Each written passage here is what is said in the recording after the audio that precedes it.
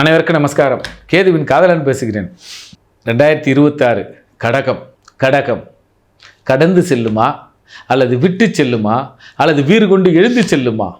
இப்பொழுது கடகம் இந்த வாரம் ஒரு பெரிய யாத்திரைக்கும் பெரிய மனிதர்களின் தொடர்புகளும் பேரின்ப வாசல்களை தெய்வங்களையும் குருமார்களையும் ஆதி சங்கரனுடைய அனுகிரகத்தை பெற்றது போல, ஆதிசங்கரர் கடகதோத்ரா இயற்றி அம்பாளின் அனுகிரகத்தை பெற்றது போல, குறிப்பாக ஒரு நெல்லிக்கனி, ஆனால் அந்த நெல்லிக்கனியை கனகதாரா தோத்திரமாக தங்க நெல்லிக்கனி போல இந்த வாரம் லாபமும் சுகாதிபதியும், அதாவது லாபாதிபதியும் சுகாதிபதியும் பெற்றது போல, இருவரும் இணைந்தது போல குடும்பத்தில் ஒரு மகிழ்ச்சியான நிகழ்ச்சி நடக்கும். உங்கள் குழந்தைகளால் ஒரு பெரும் மகிழ்ச்சி கிடைக்கும். உதாரணம், இப்போ ஒரு எக்ஸாம் எழுதியிருக்க உங்க குழந்தைன்னா இவ பாஸ் பண்ணிட்டு வெளியே வரும், அது டாப்பராக வருவான் கடகம். அதே நேரத்தில் மூத்த உறவு, இதனால் வரை வெளியூரில் இருந்தவர்கள் இந்த நேரம் உன்னை பார்த்துட்டு போகலான்னு வந்த, உன் குடும்பத்தோடு உட்காந்து சாப்பிட்டு போகலான்னு வந்த, சந்தோஷத்தை பகிர்ந்து கொள்ளலாம் வந்தேன்.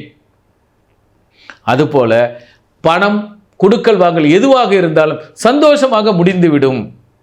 ஆக கடகத்திற்கு பேரின்பமும் குடும்ப சந்தோஷமும் குதூகலமும் சந்தோஷமாக இருக்கும்.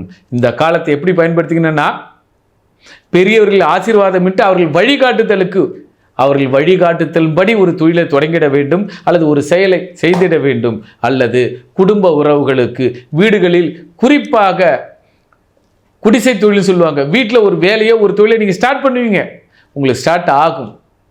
ஆக வீட்டில் உள்ளவர்களுக்கு ஒரு புதிய தொழிலையோ புதிய செயலையோ புதிய வாகனங்களையோ, வீட்டிற்கு ஒரு புதிய வரவும் புதிய உறவும் கண்டிப்பாக கடகத்திற்கு உண்டு.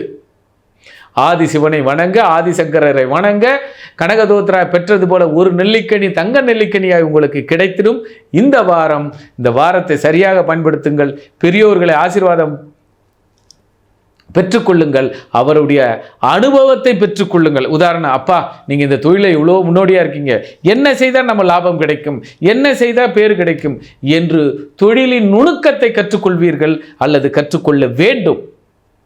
ஒரு குருமார்கள்ட்ட போன உடனே, ஐயா இந்த சப்ஜெக்டில் இந்த கஷ்டமாக இருக்குது, அப்படி எதனா உங்கள் அனுபவத்தை கொஞ்சம் சொல்லிக் கொடுங்கன்னா, அவர் இந்த ஒரு பாடத்தை அல்லது இந்த ஒரு பலனை இப்படி செய்து பார் என்று அவருடைய அனுபவத்தின் வாயிலாக நுணுக்கத்தை உங்களுக்கு கற்றுக் கொடுப்பார்கள்.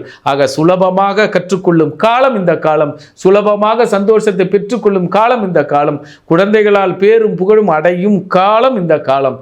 ஆக இந்த வாரம் பேரின்ப வாரமாக, பெருமகிழ்ச்சி வாரமாக கடகத்துக்கு இருக்கும். கடகத்தை வணங்குவோம், காலமெல்லாம் சந்தோஷமாக இருப்போம். நன்றிகள், நமஸ்காரங்கள்.